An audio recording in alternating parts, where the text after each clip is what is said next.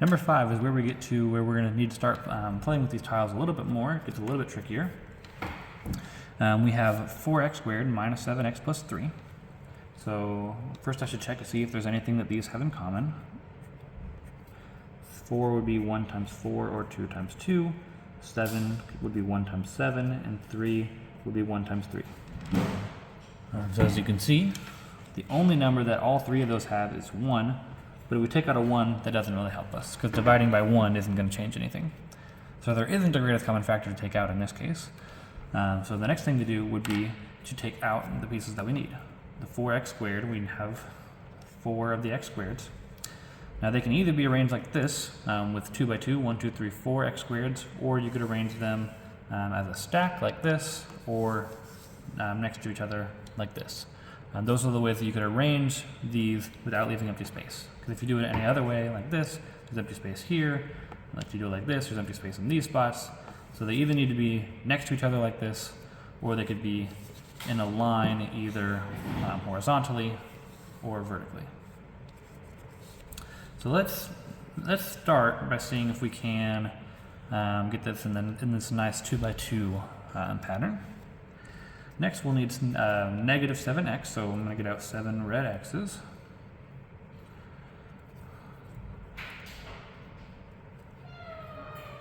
So there's 7 negative x's. Okay, so there I have my 7 negative x's, and then I have 3 positive 1s. Okay. We again need to see if we can rearrange these to use all the tiles with no empty space. On this side, we'll need to have at least 2 x's to fill in that space. Same thing on down here.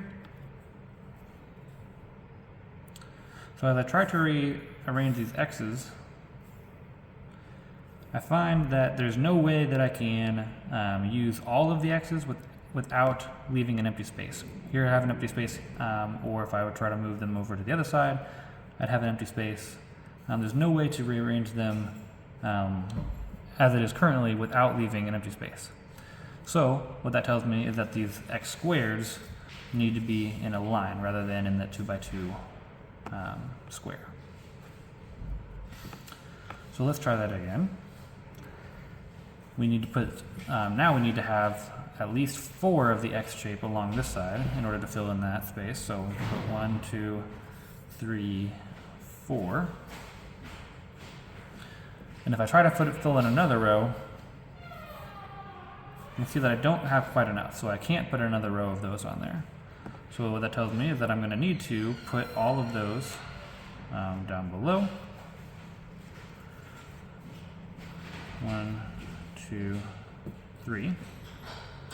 And this appears to me to be the only way that I can arrange the x squared and the negative x's in a way that I use all of them without leaving any empty space for x's. The only thing we need left is to fill in our positive 3. Okay. So here's what our rectangle would look like using all of those pieces rearranged so that way we use all of them without empty space. However, because we have these 4 x's that can be done in different ways, it is a little bit more complicated. At this point, we should be able to see that our answer will be x and negative 1 on this side, and we should have 1, 2, 3, 4 x's and negative 3 on this side. So we'd have x minus 1 and x minus 3 as our answer. But it is more complicated to get to this point when we have multiple x squareds. It makes it a little bit more difficult. So let's go back to the way that we solved it earlier in the year, see if we can use these principles in order to remember the way that we did it earlier in the year. We've already decided that there is no greatest common factor for these terms, but there is a number in front, and so we need to take that number 4 and multiply it times 3, and that will be what goes on top of the x. So 4 times 3 is 12, and then we bring the middle number down to the bottom, negative 7.